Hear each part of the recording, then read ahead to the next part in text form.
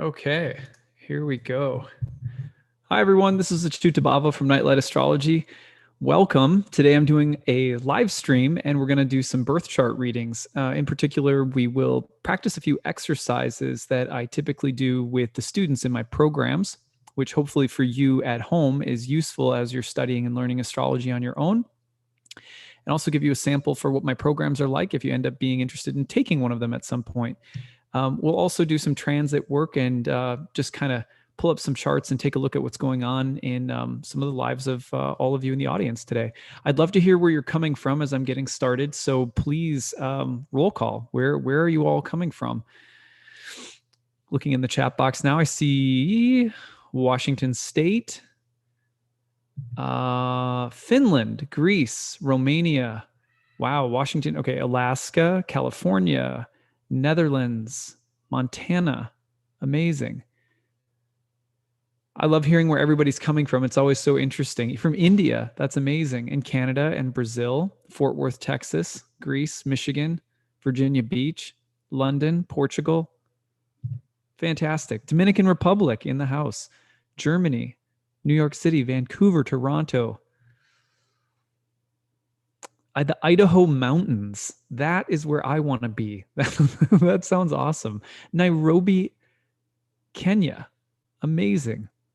Okay, cool. Well, I'm very glad to be here with all of you today. Our agenda for the day is pretty simple. You guys know I'm in promo modes for my upcoming program, Ancient Astrology for the Modern Mystic. I'm going to talk about that for a couple of minutes. Then I'm going to transition into showing you one of my favorite exercises that I do with my students in the home stretch of the course after we've sort of taken a lot of time to learn delineation methods, the underlying spiritual and metaphysical philosophy of ancient astrologers. And we finally get to this home stretch of the course where we practice on being able to identify elements of our lives in our birth charts, especially those that are trickier or harder to locate. I typically like to work with those in my classrooms to help people kind of diversify their delineation approaches. So anyway, I'll also do some transit work today and pull a few people from the audience, look at their chart, tell you what's going on in your life, what looks like, where is the astrological weather, where are the weather fronts coming in right now. So that's what we're going to do today. So my new program, Ancient Astrology for the Modern Mystic, begins very soon. I'm going to put it up on the screen where you can see it. We have more and more people registering every day, so it's coming down to it's getting close to start time. If you go to my website, nightlightastrology.com, click on the courses page, go to the first year course, and if you scroll down, you will find all the information you need about my program, everything that you'll learn in the course. It's about 100 hours worth of content. There's 30 online webinars that I lead, about 2 to 3 hours each. There's also 12 guest lectures that come in. We have an interactive group forum discussion all year round. We have staffers in that forum that are going to help you, some of my best students who help you with basically like tutoring in between modules. We have breakout study sessions led by my staff. I'm available by email year round. There's optional homework reading throughout the program. There's help whether you need tutorials on how to use your software or how to use an ephemeris. We've got so much bonus content that you really can go as deeply as you want to with the experience. People take the experience typically for two different reasons. One is to deepen their own spiritual practice and love of astrology. Taking a formal course with a teacher that you resonate with can help you to maximize the way that this language can work in your life and benefit you. It's like having a yoga practice, or it's like someone teaching you how to be able to work out on your own so that you don't need a personal trainer or whatever. Being able to read the weather. I mean, it's always helpful to have objective eyes on your chart, right? Like I always recommend people get a reading every now and then from someone other than themselves. But to be able to read and track astrology on your own is a hugely valuable resource.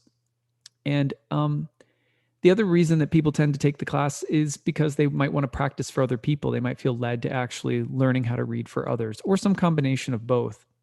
Anyway, I've been doing this for a very long time. Thousands of students have come through my programs. I teach ancient Hellenistic astrology. It's going back to the basics, learning astrology in a way that most people have never learned it, getting a really solid foundation.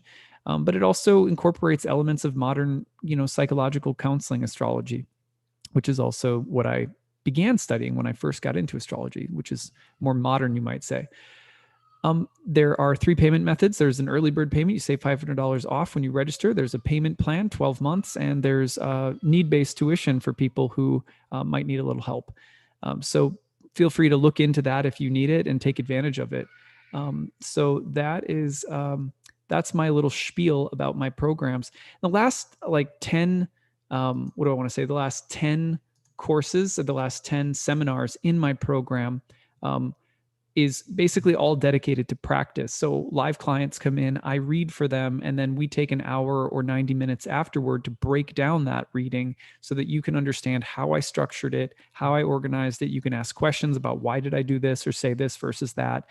And it's really, really helpful to have a bunch of those sessions under your belt. In fact, my students love that so much that I created an entirely separate program called Readings and Passages, which is just a year more of doing those kinds of readings and exercises. Because one of the things that is really lacking in the world of professional astrology training is being able to see the practitioners that you like actually read for people and learning, just kind of by osmosis. So that's probably the best part of my program. It's the main reason that I don't let people skip past my year 1 program, no matter what their background is, because I want to be able to transfer that spark from my own practice and experience to my students. I want to make sure that they see how I actually practice and how I employ these ancient techniques. So today, what I want to do is I want to spend some time with one little exercise that I do in my classrooms, and then follow up with some transit work, some forecasting work, which can also give those of you who practice at home some tips for tracking transits on your own. So that's what we're going to do today. So what I need on that, there are some questions in the chat box. Is it live classes, time zones? Good question. So the classes are live. They're held via live webinars that start on noon. They're at noon on Sundays, starting June 13th. That's 11 Central. What is it? Noon is what, 9 a.m. Pacific, I believe. So, but I have a huge amount of students, probably about 50% of the people who sign up for my class participate remotely, which means that their time zones clash, they're working, they've got family stuff, whatever. So those live webinars are uploaded into a student portal that you can access throughout the year. And you have that content for, you can, technically you can keep it all the way up to 2 years before you take your exam. If you want to take it, there's an optional exam at the end for certification. If people want to go through it, they can. That allows people to take it at their own pace, kind of through the videos and so forth. And a lot of people do that while still, participating in the group forum discussions, reaching out for tutoring help. Like, we're there for you, whether you're live or not. So it's really a great, it's great that the internet allows us to do training like this these days, even though I really I miss teaching in person a lot, but yeah, now I can teach people like all over the world. So that's definitely been helpful for my career. Anyway, okay, so what we're going to do, no, this is not, there's no payment I'm not taking any payments for today's sample readings. We're just having some fun. Make sure you feel comfortable with me looking at your chart before you volunteer it. Here's the first game we're going to play.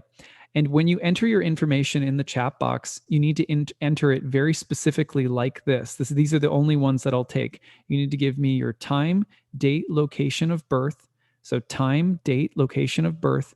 And then you also need to ask one question, which is, where do I see this particular fact or detail about my life somewhere in my chart?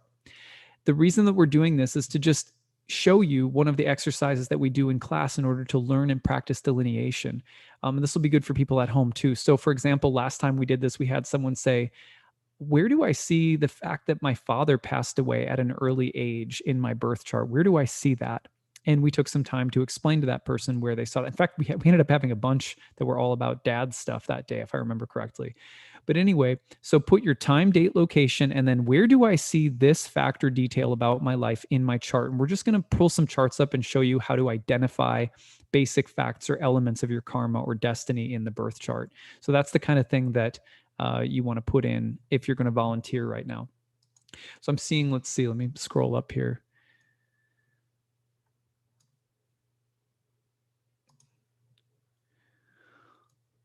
Okay, let me go. Sorry, I'm missing this. This chat scrolls by so quickly that sometimes I miss it. Okay, I am seeing.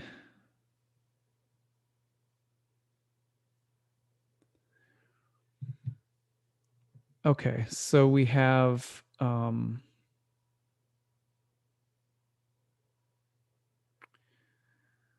I do see someone asking about or I'm going to see this one is someone's asking about relationship challenges. Where do I see relationship challenges from Catalina?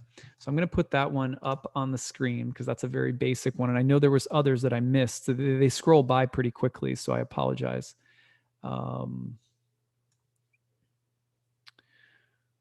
Okay, here we go. So I'm just going to give me just a second while I pull it up. So I have September 2nd, 1997 at 10:10 a.m. in Brasov, Romania. And so I'm just going to pull this up on the screen. Let me just make sure I've got that right. September 2nd, 1997 at 10:10 a.m. in Brasov. From where do I see my relationship challenges? All right, so let's pull this up on the screen so that everybody can see it. And I've never read this chart before, never seen this chart before, just so that everyone's clear. So I'm kind of winging it a bit, but it's actually pretty easy once you learn the basic delineation techniques. So here on the screen, you should be able to see, and let me just check and make sure that you can see. Yes, okay, perfect. You are seeing it live. So when someone says, okay, where are my relationship challenges in a chart? There's several places to look. You can look at the 7th house, which was traditionally a place associated with marriage and sexuality. And you can see also through Venus, or maybe through the ruler of the 7th house, through planets in the 7th, Venus being the natural planetary ruler of love. Sometimes the moon related to marriage. So you have different choices, and typically something's going to pop really obviously, especially when someone says, "Hey, look, I've had challenges with relationships my whole life, where there've been some real doozies or whatever." Like, where are you seeing it? Well, here we can see it very clearly. Here we have on the actual critical degree of the descendant in the house of marriage, which is a very powerful, potent degree within that house. It's the degree of the Western horizon, the degree that the zodiac is intersecting the Western horizon. And here we see Saturn intersecting that degree. Saturn is in Aries, which is the sign of its fall. And Saturn is also retrograde. So we also see that this person's a Libra rising. And you can see that as a Libra rising, ruling planet is Venus, goddess of love. Venus is opposed to Saturn and applying in a degree-based opposition to Saturn. So you have several different factors at work. One, you have a debilitated Saturn in the marriage house, right on that critical degree in the marriage house. You also have Venus, goddess of love, in an applying opposition to Saturn in the marriage house. Both of those would be very strong signs of difficulty or challenges. This is your classroom, right? This is your curriculum.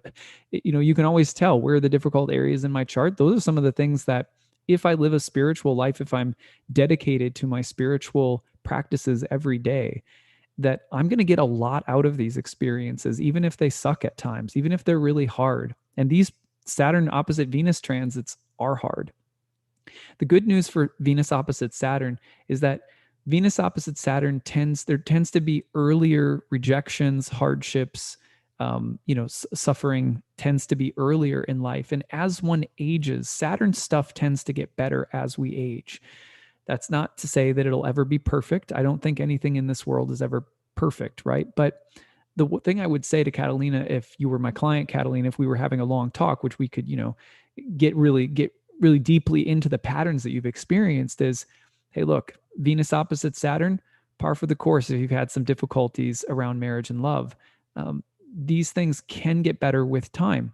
One of the things that you have to be really aware of is, what kind of people am I attracting? What kind of background, do I have? How did my parents model marriage or love, in my life? Or, what kinds of shadows are being shown to me in the choices that I've made in partners.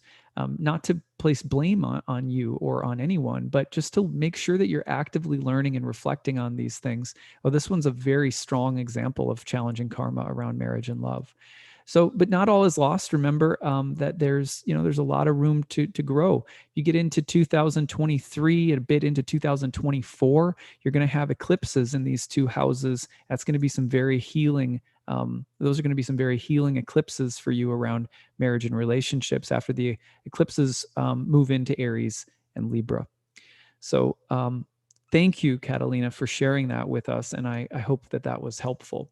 So that's the kind of thing that we want to do regularly as we build an astrological practice. Is we want to be able to look at charts and it's like dribbling a basketball. You want to be able to just dribble that ball. In the case of charts, you have to do it over and over and over again, so you're really comfortable and it's second nature. You need to look at tons of charts and be able to say, here's a fact about a life. Where do I see it in the chart? In doing that, what you're building is your ability to see the different combinations of symbols, where and how they show up, and what types of results they tend to generate. Hugely important part of developing an astrological practice is to be doing this every day, to be in the habit of it. So in my classes, we are always in the habit of doing this kind of thing. So let's see here.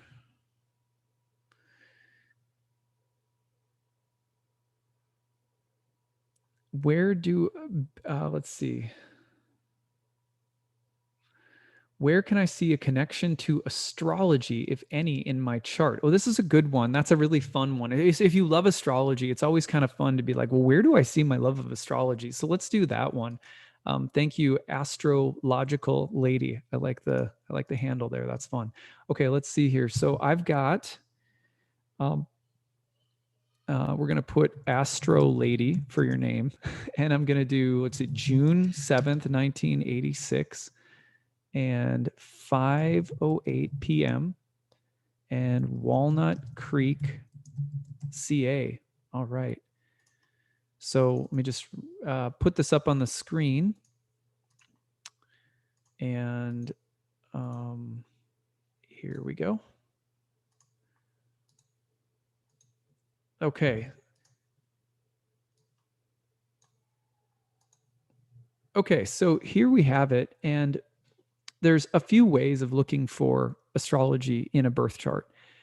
One is going to be through the ninth house, which was traditionally the house of astrology and divination.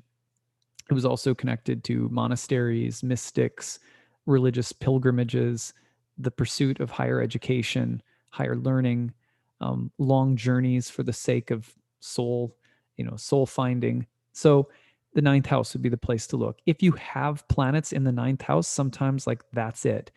And for your chart, Astro Lady, whatever your real name might be, for your chart, the thing that really stands out here is you have two planets in your ninth house, and that'll often do it. Like it's as simple as that, but it's really not. It's both of them. Okay. So Venus in the ninth, for example, is often connected to an interest in, say, the fine arts, or people who study art history or fashion design, or people who are very interested in women's studies, or people who study the body, and people who study for example, I've seen a lot of people with Venus and Cancer in the ninth who literally study to become doulas. They have an interest in body, women, birth, healing. So it's like lunar Venus stuff that's going to be really potent for you in that realm of higher education, mysticism, religion. So I would say, make sure that your religious and spiritual life has a really strong Venus and Cancer dimension. Maybe make sure you're really honoring Venus and Cancer in the way that you do, religious and spiritual activities in your life. I see Venus in Cancer very much like the women in the life of Jesus, Mary Magdalene, Mother Mary, or you could see Venus as goddess cults in the ancient world, or So I like that, like really honoring Venus in that place.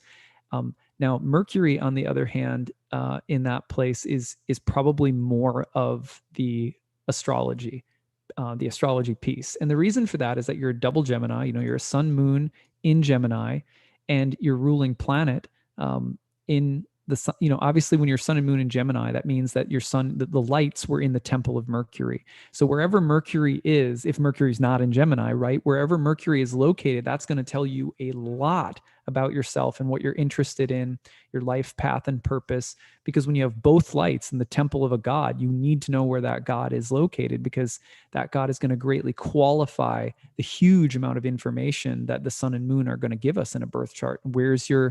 Where's the dispositor or host of the sun and the moon? Mercury in the ninth house. So you have that connection to ninth house matters, divination, religious study, scholarship, research, inquiry. And it's going to be very lunar. It's poetic, it's romantic, it can be a little nostalgic. I happen to have Mercury at the third degree of Cancer. So it's not uncommon to be interested in, like the voices that speak to you somehow in a topic, on a topic, whether it's tarot or astrology or whatever you might be interested in.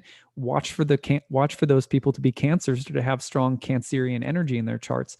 Your Venus is about right on my sun, and your Mercury is right on my Mercury. So if you find astrology appealing, but it's like, well, I've never really found it appealing until, I listened to a Chuta's channel or whatever. It's probably because there's a strong Cancerian element in the way that I teach or present the topic. So, it's ninth house stuff, but there's always that Cancerian lunar side that you're going to need in how you study or the way you approach things or whatever. And, for me, it's the same way. Like my own, when I look at my chart, my ninth and third house are where I have my sun and moon.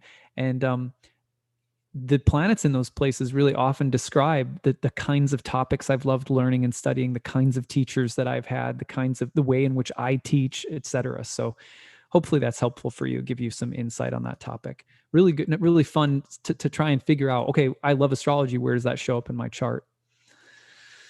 Okay, cool. Thank you for that.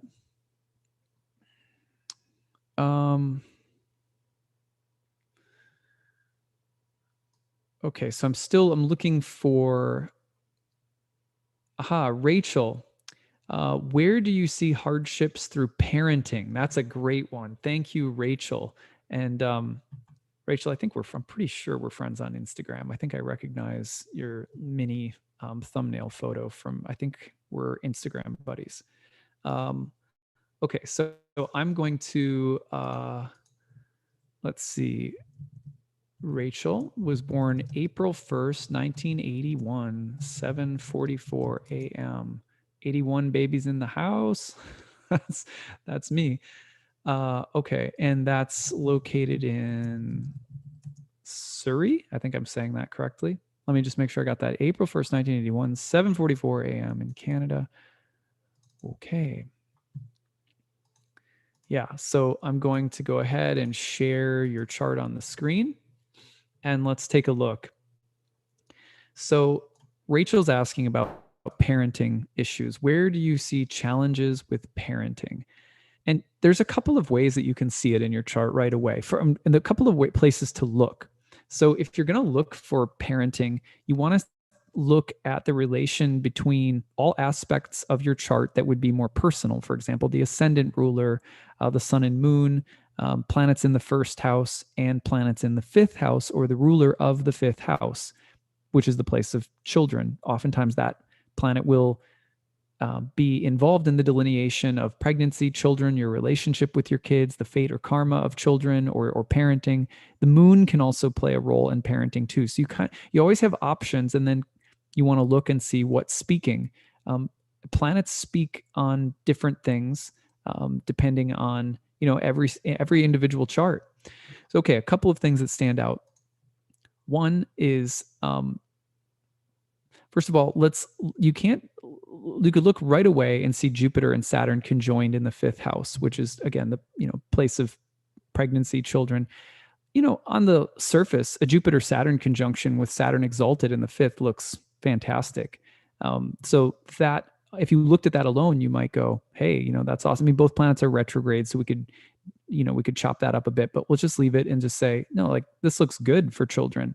It looks like children could be, when you see a Saturn Jupiter conjunction, you're obviously thinking about the it's a generational signature, like that, 81, 80 babies were born with.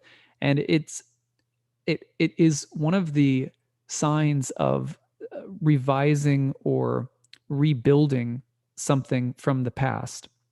So that kind of generational, right? I see that in the fifth house. I go, maybe there's some generational karma, ancestral karma around children and parenting. And so, but generally speaking, I would think of this as there's an opportunity for a kind of revision of the way that ancestors did parenting or did relating to kids and things like that. So that kind of stands out to me. But to me, like that's just the beginning in your chart, because the other really important factor here is, you've got just a powerhouse of Aries planets in your 11th house. You also have the ruler of your fifth being Venus in her exile or detriment in the sign of Aries and combust. When I look at that, I go, okay, this is someone who is going to be highly independent and strong and motivated. And, I think of someone who might struggle with parenting because of the need for such independence and freedom.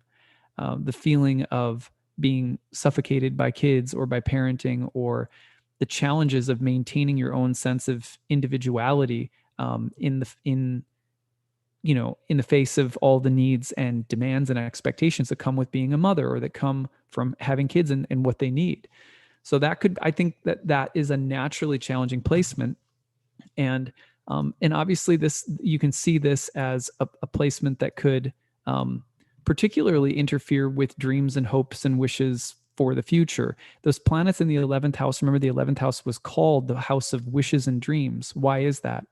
Because the planets in this place are aiming toward the top of the sky, and the primary motion of the sky is bringing them up, like the Earth rotating on its axis, right? It brings, from our view, we see planets rise up to the top of the sky and then they set into the west.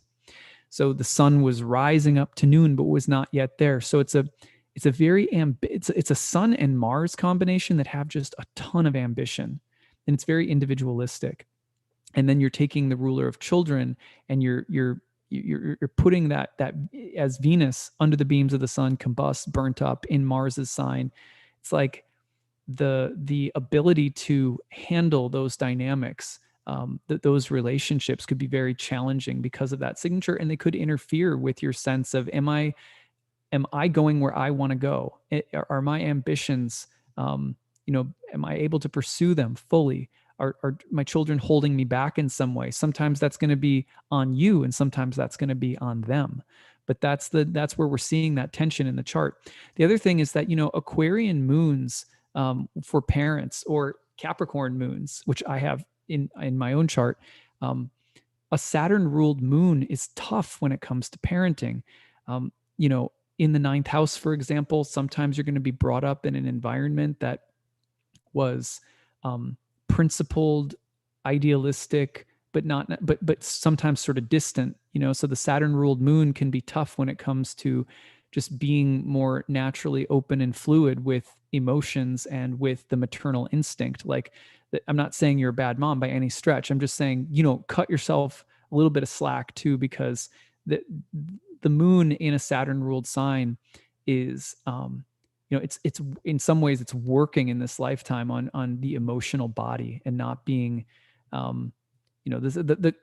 generally speaking, like the Aquarius Aries combination is, very independent, strong-minded, broad-minded, open-minded, but also can be very idealistic and kind of, can be kind of rigid almost at times. So you have to be very careful of that, because again, when you have that, these energies going on are not always conducive to being like the world's most natural, like maternal, like it's not like Cancer energy. It's not, you get what I'm saying. So I would look at all of this and just go, there's an opportunity here to heal some ancestral wounds with that Saturn-Jupiter conjunction in the fifth, especially. But also, noticing if your personal needs are going unmet because of children, you'll get out of balance. If you're being too selfish and too focused on yourself, and your kids' needs are being neglected, you'll get out of balance. And then that moon too. That moon can get a little rigid about how things ought to be or how things should be. Sometimes, like I have the ninth house moon as well in a Saturn ruled sign. So sometimes you grow up in like a religious environment or an environment where people have very strong views about things, and it's easy to be very principled. And what we really need to be is personable. And sometimes that's a work. And sometimes our kids are going to bring that out in us by kind of breaking our hearts open in one way or another. Not necessarily our faults all the time either. So anyway, these are just off the cuff, comments. Maybe they hit the mark, maybe they don't. It would be ideal to be able to talk to you more about it. But hopefully that helps, Rachel. Thanks for sharing that. Okay, I'll do one more and then we're going to turn over to some forecasting. Let's see.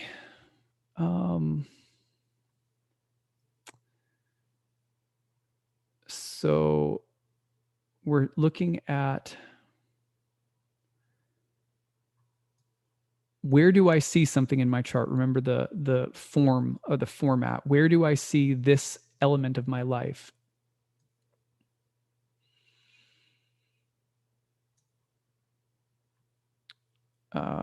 Someone's asking, would it be fair to say that unconventional parenting or having a nanny or dedicated co-parent would be a path to success? Yes. In fact, that kind of chart with the Aries energy, you want to be especially careful about having to do like like I've seen a lot of single moms with that Aries stellium around, somehow related to the fifth house, right? So you don't want to do it all yourself. And you don't want to feel like parenting is this heroic feat. You're all alone, or your individuality is being neglected, or you're only doing you, but not being a parent. The balance between the strong signature of individuality and obviously the needs of parenting and the role of being a parent are tricky with that placement. So Amber says, I grew up in a high control cult. Where would I find this in my chart? We will end with this one and then we'll switch into some transit work. That's an interesting one. I mean, just obviously, I don't get that every day. So thank you, Amber, because that'll make for an interesting one to look at. But Amber, you didn't put your city and state. You did not put your city and state. So I can't do it until I have city, state. And I'm not seeing Amber in the chat box now. Let's see. I'm going to go back up and pick a different one because I'm not seeing Riverside, California. Thank you, Amber. Perfect. Okay, I just have to find my way. There it is. Okay. Amber. Okay, May 29th, 1978, 4:56 a.m., Riverside, CA. Okay, so you grew up in a high control cult.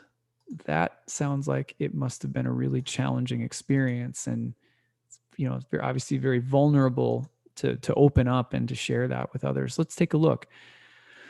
Okay, so if you grow up in an environment where there's a high amount of control, there's authoritarian power structures, whether it's in parenting or a religious group or whatever, you have a number of different places you can look. You want to look at the fourth house, place of home and family. You want to look at the ninth house, place of religion, the 11th house, place of groups.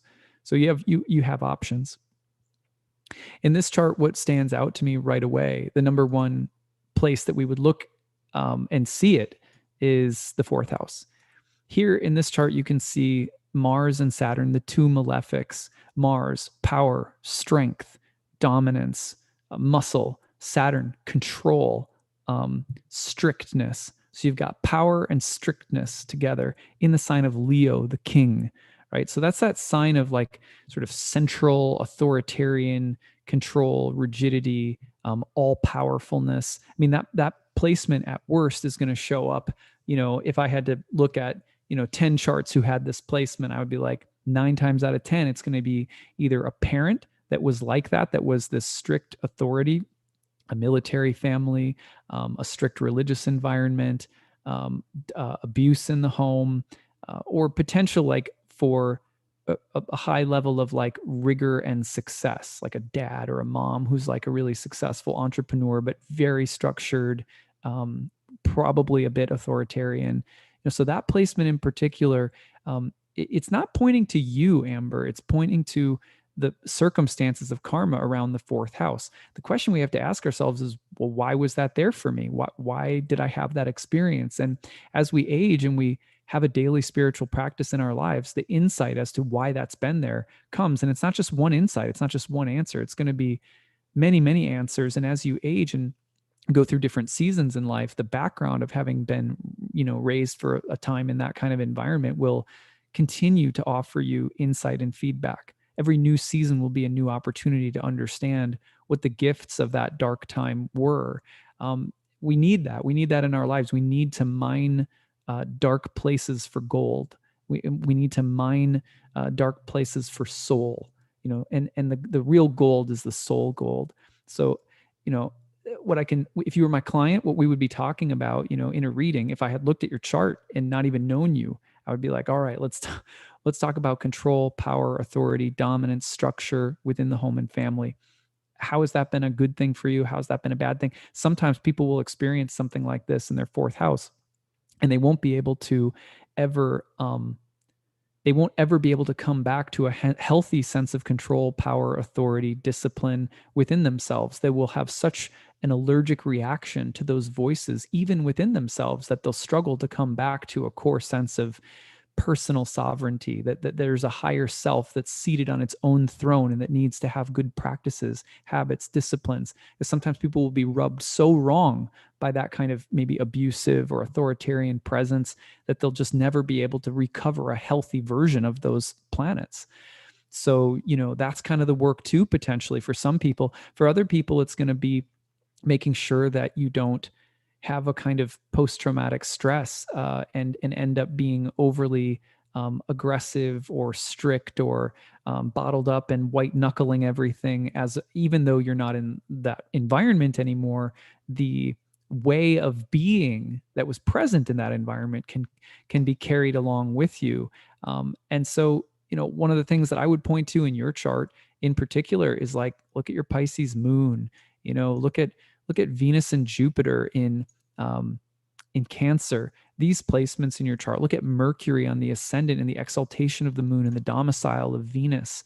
Right? These placements in your chart are really going to be like a healing salve for the Saturn and Mars edges. To me, this means having good groups of people who are more gentle, soft, feminine, sweet, fluid, romantic, like the watery part of you and the earthy, sensual part of you. Make sure you have strong community connections like that, religious or spiritual or intellectual connections, people who encourage or inspire your mind, but in ways that are very healing and soft. Make sure that you feel that you're able to speak to the world, Mercury on your ascendant, in ways that are beautiful to you, that can also speak to a degree of like mastery or seriousness or authority, but that ultimately are pleasing and beneficial to others. You can see that from the square of Mercury to Mars and Saturn. So just a few quick random thoughts, again, like I say to everyone who gets a little mini reading like this, if only we had a half an hour more, I try to give you as much as I can in just a quick example format like this. But thank you for offering your chart. Really appreciate it. So what I'm going to do next is I'm going to now shift into just maybe 2 examples of transit readings. So for this one, all I need is someone to offer me time, date, location of birth, And for this, what I'm going to do is just tell you where I see the major action at in your chart right now. So, kind of what does the weather look like in your birth chart at the moment? So I don't want any particular questions, just someone who wants to volunteer their birth chart and kind of see what I see. Okay, Jules gave me one here from Scranton, Pennsylvania. We're going to do that. Thank you, Jules. So Jules has May 21st, 1981, 81 children again in the house. May 21st, 1981, 5:30 a.m. in Scranton. Make sure if you have a rounded birth time that you're looking eventually that you look at a birth certificate and check it, Jules, because you want to be making sure that that's not just from memory, because sometimes it's from memory. The houses will change. There'll be some variation. Okay. So you should be able to see your chart on the screen. Now, here's what I do. Here's a simple method that I teach in my year 2 program when we talk about tracking transits and doing predictive work for people. The first thing that I do is I do a scan. Excuse me. I do a scan of the chart to figure out what's speaking. And I go from the outer planets backward. I happen to know where they all are by memory, but so I'm going to look at Pluto around the mid-20s Capricorn and just see where that places it in the chart. So that's going to land right here in the 9th house. And then I look for hard aspects, squares to Aries or Libra. There are none. Oppositions to Cancer. There are none. So I'm not going to include Pluto because I'm just looking for hard aspects from slow-moving planets to start. I go down to Neptune, and I notice Neptune is about getting close, 22 into 23 of Pisces. And right now, 22, 23 Pisces, it's going to retrograde for a long time and then come back and very, very gradually make its way to a square with Jules's moon, not opposing anything in Virgo. And it is also squaring Mercury in Pisces, or Mercury in Gemini in the 2nd house. Now, that is actually more imminently important because we also have a Mercury retrograde coming up in the 2nd house and a solar eclipse coming up in the 2nd house. Now we also have Neptune squaring that Mercury. So I'm looking right now and going, Mercury 2nd house stuff is definitely cooking in this chart at the moment. A little further down the line, Neptune with the moon, but that's coming later.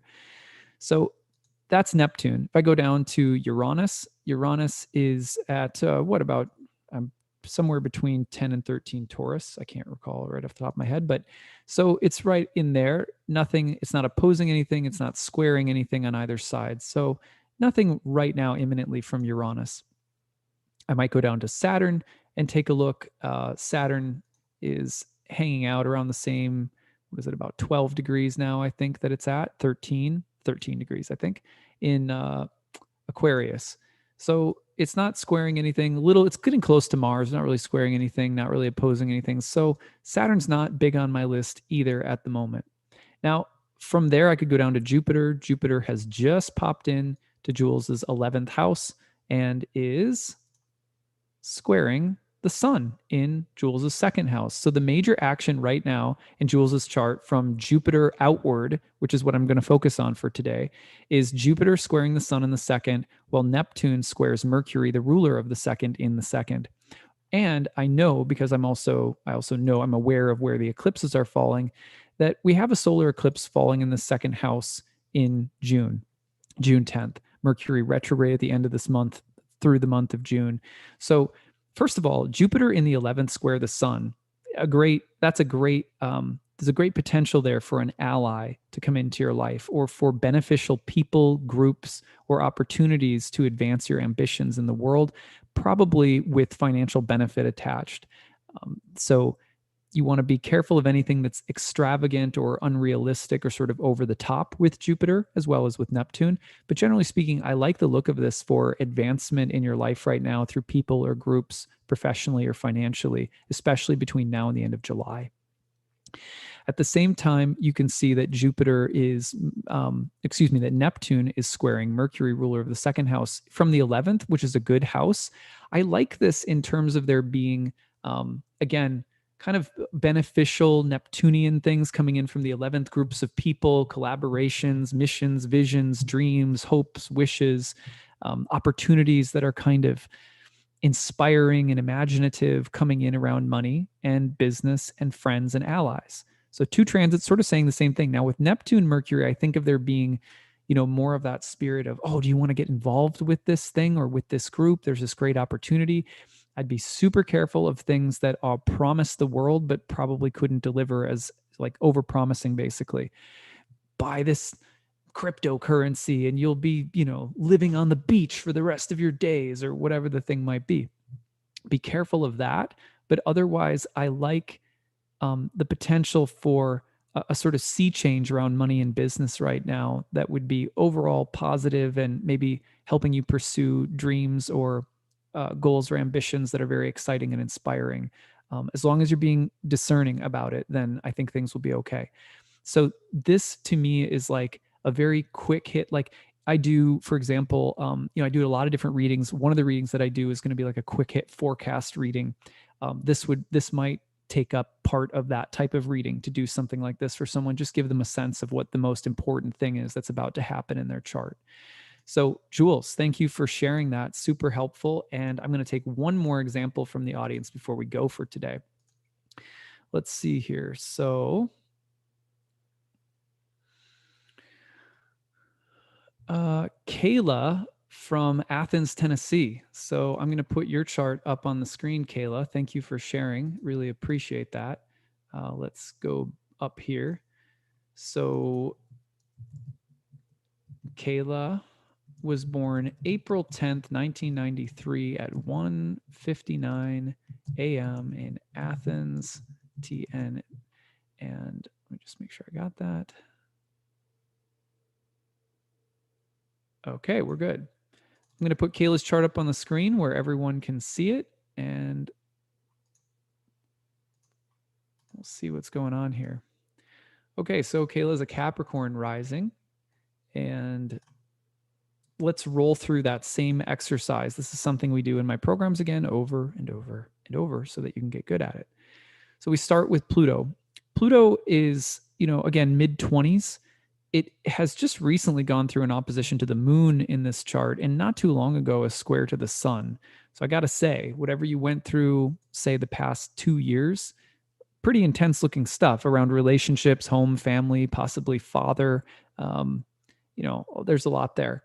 So you've been through that. I hope you're doing okay, because those are intense transits that you've been through the past couple of years.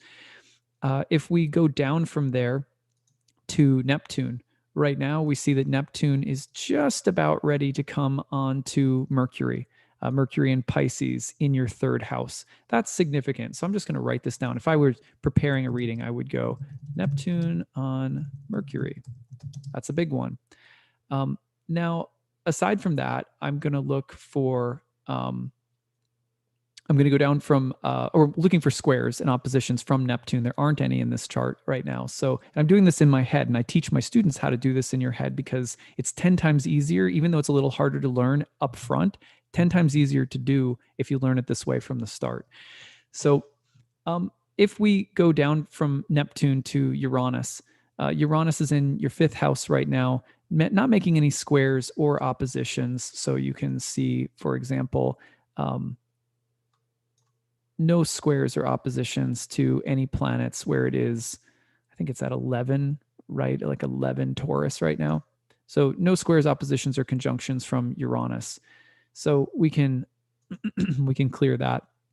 And then we can go down to Saturn, and you're in the midst of a Saturn return right now in your second house. It won't perfect really until 2023 is when it's really going to perfect, but you're in the initial stages of it. You just had a Jupiter-Saturn conjunction in your second house around the winter solstice. So we'll put that in as well. Go down to Jupiter. Jupiter's just popping into your third house. So that Jupiter entering your third while Neptune is conjoining Mercury in the third, and your Saturn return is cooking. Those are the three things that I would look at as most imminent in this chart. So we'll write them down. Neptune on Mercury, Jupiter in the third, and Saturn return in progress. Okay, so let's talk about each of those. First of all, the emphasis of Neptune on Mercury in the third house speaks probably to a state of learning or taking in mystical, artistic, imaginative learning experiences or content. For example, I see this kind of thing when people study astrology or tarot, or they take a class meant to help them awaken or develop their intuitive faculties, or they are starting a podcast, or they're writing music for a new album. The need to communicate, learn, and to do so in a way that's not as linear, that's more imaginative, otherworldly, very powerful right now. Of course, you got to be careful for the potential of the mind to be sort of diluted, or I mean, it's like it's not a good time to join a crazy cult, right? Or it's, like we were talking about cult earlier in this live stream. uh Neptune on Mercury can cloud your judgment. Neptune on Mercury in your third could speak to the need for a kind of transcendental learning experience, or a transmission of some kind that's creative, communicative at once. It could also speak to challenges around siblings. Mercury Neptune in with Mercury and Pisces can speak to like problems with siblings, gossip, deceit, deception, kind of not seeing things clearly or being deceived by yourself or by someone else. Potential trouble with siblings, sometimes addictive tendencies, mental addictive tendencies, the mind and its need for some kind of escape in both positive and negative ways. Now, Jupiter entering that house is very helpful because it's going to bonify and add a lot of like blessing and benefit to what could be a more challenging Neptune transit, because Mercury in Pisces is in its fall and exile, which means, the potential for Mercury to sort of lose itself is a little bit higher, especially with Neptune on it. But when Jupiter enters that house, it offers it a lot more buoyancy, faith, hope, trust, goodness, support, some kind of sense of coherence cosmically coming into your life to uplift your mind or inspire you. So I really love that Jupiter is there at the same time offering support. You're going to notice this energy coming in really strongly from the middle of this month of May through about the end of July, and kind of presenting itself to you. And then it'll be back next year for a good portion as well. Finally, your Saturn return, which started around December of 2020 when Jupiter and Saturn got together. That Saturn return is like I said, it's in progress. The great conjunction between Jupiter and Saturn suggests that you're at the outset of a new era in your life around your professional life, your earning ability, your resources. When people start a business, when people train and learn a new skill, when people change directions professionally, when people go through paying off bills or getting their ducks in a row and having to grow up and mature around money and resources, those are the kinds of Saturn returns I'm used to seeing in the second house. So I would watch for, kind of coming of age experiences between now and 2023, specifically around your career, but even more specifically around becoming financially independent and reliable, and sort of more mature around business, money, things like that.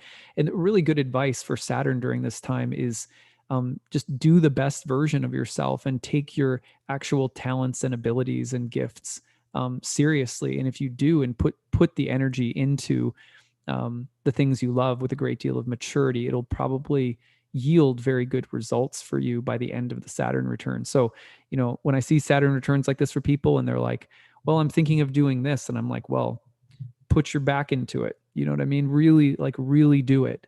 And really go for it, because Saturn really honors the hard work. And especially if you're like trying to start a business or develop a skill or ability of some kind while Saturn's in the second. So anyway, the sacrifice with Saturn is always rewarded. Just remember that. Thank you so much, Kayla, for your volunteering. I really appreciate that. I hope you guys enjoyed this session today, that it gave you a few tips. I want to remind you that my new program, Ancient Astrology for the Modern Mystic, if you enjoyed these exercises looking at charts, this is the kind of thing that we do in very guided and structured ways, in a lot more depth and detail, within the context of a whole year of studying together. So I've been doing this program for 10 years. These exercises, lots and lots of other types of work that we do in class can really help you ground and develop a better practice and a better understanding of astrology. If you love it, it's worth it. So here is my website, nightlightastrology.com. Go to the courses page, click on the first year course, scroll down. You can learn all about it. If you have any questions, feel free to email me, info@nightlightastrology.com. There's different payment options, which I've explained at the beginning of today's video. So you can go back and listen to that. I won't go into it again. We are starting pretty soon here. We're just a few weeks away from starting class. So I hope to see some of you there. For those of you who are studying at home, don't have the time or energy or whatever to take a program like mine, I hope that these videos give you something good to just help polish and hone your practice on your own. All right. Well, you guys have a